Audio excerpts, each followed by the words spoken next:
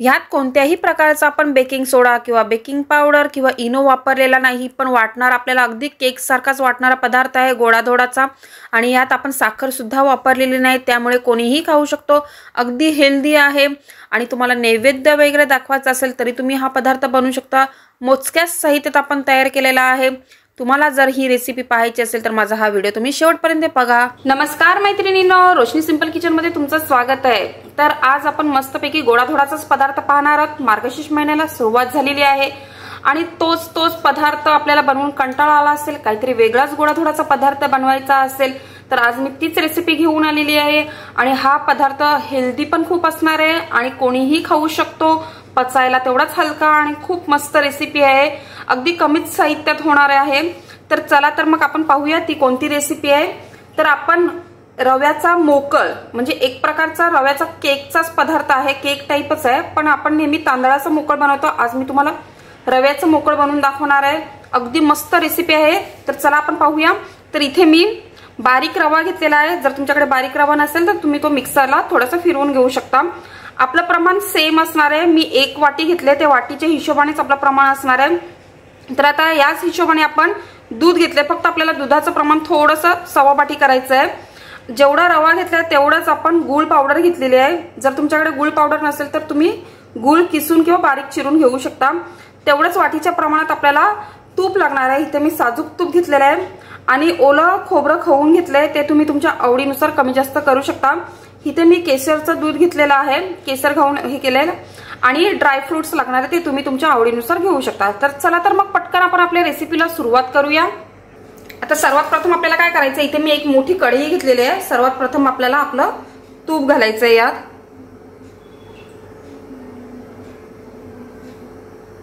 आता आपण तूप घातलेलं आहे, तर आता आपल्याला रवा घालून घ्यायचा यात। आणि रवा आपल्याला 5 मिनिटं तरी निदान व्यवस्थित याच्यावरती तुपावरती परतून घ्यायचंय। म्हणजे जसं आपण शिऱ्याला परततो तिथपर्यंत आपल्याला परतून घ्यायचं नाही, फक्त याचा कच्चेपणा जाईस तर आपल्याला 5 मिनिटं अगदी व्यवस्थित परतून घेणार आहोत हे सर्व। म्हणजे कसं तो भाजला सुद्धा जाईल आणि व्यवस्थित त्याचा कच्चेपणा आहे तो निघून जाणार आहे। तर आता आपण 5 मिनिटं हे व्यवस्थित परतून घेऊया। आता 5 मिनिटं झाले परतून झालेले। आता मी ड्रायफ्रुट्स घालणार आहे। आता मी इथे काजू बदाम आणि काळे मनुके आणि हे साधे मनुके घेतलेले आहेत, तर तुम्ही तुमच्या आवडीनुसार काहीही घेऊ शकता ड्रायफ्रुट्स। आता हे सुद्धा थोडंसं 2 ते 3 मिनिटं आपण परतून घेणार आहोत, म्हणजे तेही व्यवस्थित भाजले जातील। आता आपले ड्रायफ्रुट सुद्धा व्यवस्थित परतून झाले। आता आपल्याला गूळ पावडर घालायची आहे। आता तुम्ही पाहिलं असणार अगदी हेल्दी आहे, इथे साखरेचा वापर नाही करणार आहोत आपण। आणि गूळ पावडर सुद्धा व्यवस्थित आपल्याला मिक्स करून घ्यायचे यात। आणि फारसं काय म्हणजे एकदम कठीण पण नाही, खूप सोपी रेसिपी आहे ही, अगदी कोणीही बनवू शकेल। आता आपला गूळ सुद्धा व्यवस्थित मिक्स करून झालेला आहे। आता आपण खवलेला ओला नारळ घालणार आहोत, ते सुद्धा व्यवस्थित मिक्स करून घेऊया।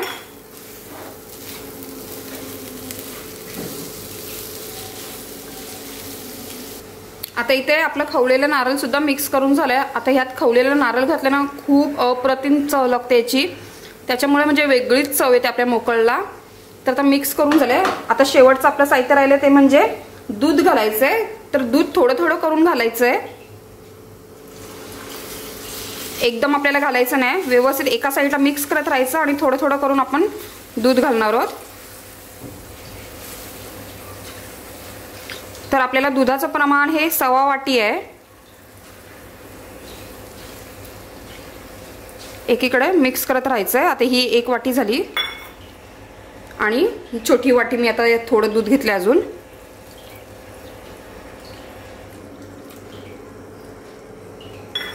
त्यानंतर आपण केशर घातलेलं दूध घालणार आहोत। व्यवस्थित हे मिक्स करून घेऊया।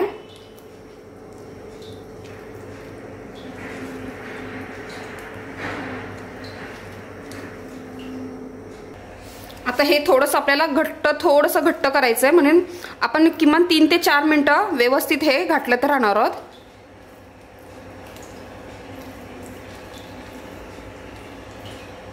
आता हे पहा, आता शिऱ्यासारखं टेक्स्चर आलेलं आहे, तर तुम्ही पाहू शकता आता हे घट्ट होत चाललंय। आता मी गॅसची फ्लेम बंद करते आणि आता आपल्याला हे दुसऱ्या भांड्यात ट्रान्सफर करायचं आहे।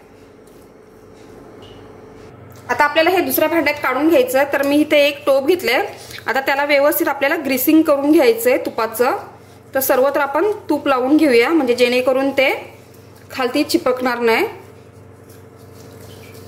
तर व्यवस्थित आता आपलं हे ग्रीसिंग करून झालेलं आहे। आता ह्या टोपामध्ये आपल्याला जे आपण मोकलचं मिक्सचर बनवलं होतं ते काढून घ्यायचंय। आता हे सर्व गरम गरम असतानाच आपल्याला करायचंय।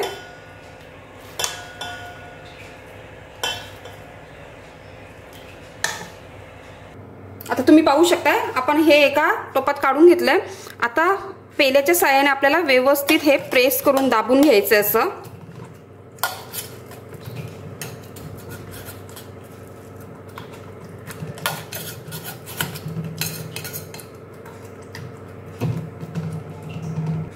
आता हे पहा, अशा प्रकारे मी मस्त असं थोडंसं दाबून घेतलंय आणि व्यवस्थित एकसारखं केलंय। आता आपण पुढची प्रोसेस करायला सुरुवात करूया। आता इथे मी तवा घेतलेला आहे आणि आता जे आपण मोकलचं मिश्रण काढलं होतं ते आता टोप ह्या तव्यावरती आपल्याला ठेवायचं आहे। आणि ह्यावरती आता आपण हे ओव्हन मध्ये नाही बनवत आहोत, आपण गॅसवरती बनवतोय।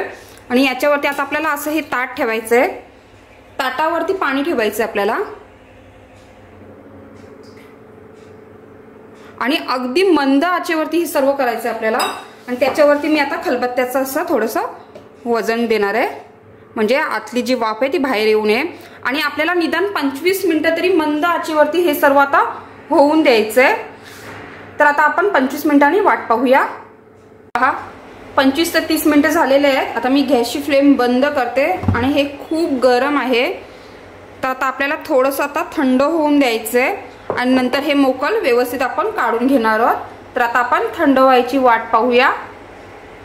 हे पहा मैत्रिणींनो, आता आपलं हे थोडंसं थंड झालंय। आता आपण सुरीच्या साहाय्याने त्याच्या कडा अगदी मोकळा करू आणि आपल्याला आता हे सर्व प्लेटमध्ये काढून घ्यायचंय। हे पहा, अशा प्रकारे आपण आता प्लेटमध्ये काढले। आता तुम्ही बघू शकता जसं का आपला हा रवा केकच एक प्रकारचा तयार झालेला आहे। आता यात आपण कुठलाही इनो, सोडा, बेकिंग पावडर काहीही वापरलेलं नाहीये। आता आपण हा मस्तपैकी असा कट करून घेणार आहोत, तुम्हाला दाखवते। अगदी अलगद मस्तपैकी कट सुद्धा होतोय।